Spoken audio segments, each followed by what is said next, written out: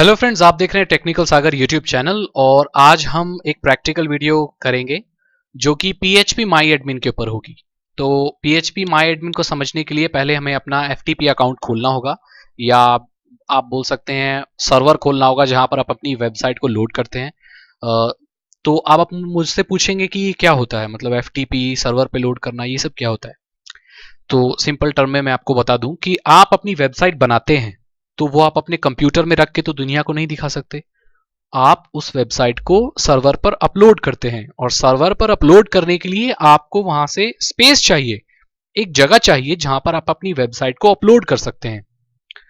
तो वही जगह हम खरीदते हैं या फ्री में भी हमें मिल जाती है, उसे हम बोलते हैं अपना FTP account, file transfer protocol का अकाउंट।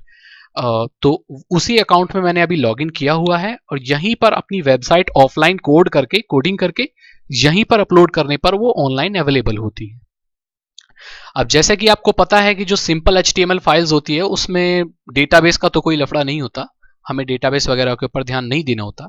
लेकिन जो कॉम्प्लिकेटेड वेबसाइट्स होती हैं जिनमें PHP लैंग्वेज यूज होती है, जो सर्वर साइड स्क्रिप्टिंग होती है, वहां पर एक वेबसाइट के दो पार्ट होते हैं। पहला तो HTML फाइल्स या PHP फाइल्स, दूसरा डेटाबेस। तो PHP माई एडमिन एक सॉफ्टवेयर होता है जो ऑनलाइन और ऑफलाइन दोनों तरीके से काम करता है और उससे आप अपने डेटाबेस को एडिट कर सकते हैं, वही डेटाबेस जो आपकी वेबसाइट को चलने में मदद करता है। तो जो होस्टिंग सर्विसेज होती हैं ज्यादातर उनके साथ ही PHP माई एडमिन आता है। जैसे कि हम अभी अपने इस कंट्रोल पैनल के डोमेन्स और के नीचे गए तो देखिए डेटाबेस सेक्शन मिल गया आपको।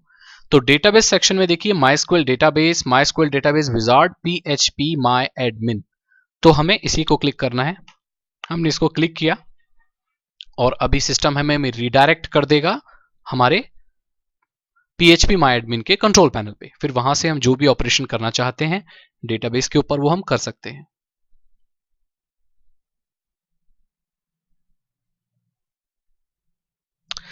तो आप देख सकते हैं कि कंट्रोल पैनल या डैशबोर्ड बोल सकते हैं आप इसे, PHP माई एडमिन का लोड हो गया है।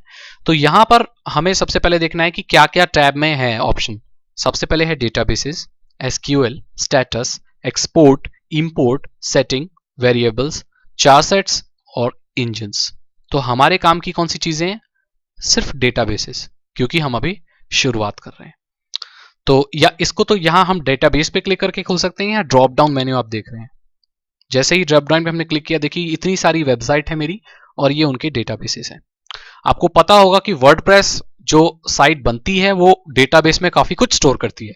तो इस हिसाब से ये जो लास्ट वाली जो मेरी वेबसाइट है ये वर्डप्रेस की वेबसाइट है और इसमें काफी कुछ स्टोर होना चाहिए। तो हम इस पर क्लिक करेंगे और ये एक्सपैंड हो जाएगा, मतलब ये डेटाबेस एक्सपैंड हो जाएगा, खुल जाएगा और इस डेटाबेस के अंदर जितने भी टेबल्स हैं, जितने भी ऑप्शन हैं, सब आ जाएंगे। अब आप देख सकते हैं कमेंट, लिंक, ऑप्शंस, ये सब चीजें यहाँ आ गई हैं। अगर हम कुछ चीज एडिट करना चाहते हैं तो हम ऑप्शन पे क्लिक करते हैं। मान लीजिए हम ऑप्शन को चेंज करना चाहते हैं तो ऑप्शन का जो टेबल है वो खुल चुका है और आप देखिए कितनी सारी वैल्यूज हैं इसमें। साइट का URL, साइट का नाम, ब्लॉग का डिस्क्रिप्शन, कितने यूजर रजिस्टर कर सकते हैं, ये सारी सेटिंग्स इसमें वैल्यूज के फॉर्म में सेव है। एक वेरिएबल है उसकी फिर वैल्यू है। तो ये आप देख सकते हैं ईमेल आईडी वगैरह, ऐसे ही पासवर्ड वगैरह भी सेव होते हैं और यहीं से आप पासवर्ड भी चेंज कर सकते हैं। तो जो हैकर्स होते हैं वो डेटाबेस को ही निशाना बनाते हैं क्योंकि यहीं से चीजें ऐड करने के बाद वो वेबसाइट का कंट्रोल उनके हाथ में आ जाता है। अब सेकंड चीज हमें देखनी है एक्सपोर्ट, मतलब आप अपने पूरे डेटाबेस को एक्सपोर्ट कर सकते हैं। देखिए किस फॉर्मेट में, कोई भी एक फॉर्मेट सेलेक्ट कीजिए और गो ऑप्शन क्लिक कर दीजिए। आपका पूरा डेटाबेस ऑफलाइन डाउनलोड हो जाएगा, फिर बाद में उसको आप सेव करके रख सकते हैं।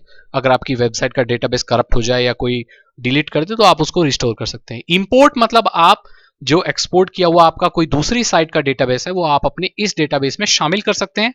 इंपोर्ट बटन से मतलब अपना डेटाबेस अपलोड कर सकते हैं। आई होप आपको आइडिया मिल गया होगा कि PHP माई एडमिन में हम कैसे काम करते हैं और इसका क्या फंक्शन होता है, किस लिए हम इसे यूज करते हैं। बेसिकली इसे हम डेटाबेस को एडिट करने के लिए मैन्युअली यूज करते हैं। ये वेब डेवलपर्स जो होते हैं, वेबसाइट वगैरह जो लोग बनाते हैं, उनके काम में आता है। अगर आपके कोई क्वेश्चंस हैं तो आप कमेंट में मुझसे पूछ सकते हैं। मेरे चैनल को सब्सक्राइब करें ताकि ऐसी वीडियोस आपको आगे भी मिलती रहे। मिलते हैं हम लोग अगली वीडियो में। Thank you so much, good bye.